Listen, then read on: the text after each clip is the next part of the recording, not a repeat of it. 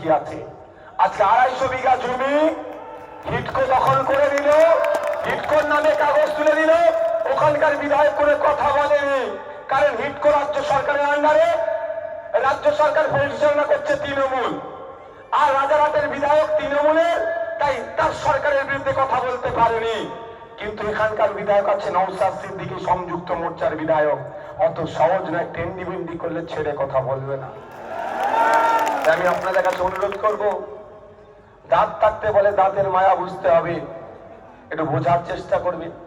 77টা কি হলো ভাই, উল্টে গেছে।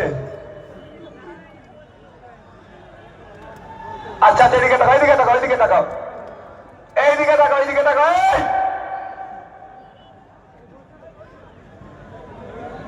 এই যাদের অসুবিধা হচ্ছে বাইরে একটু ঘুরে একটু তাহলে।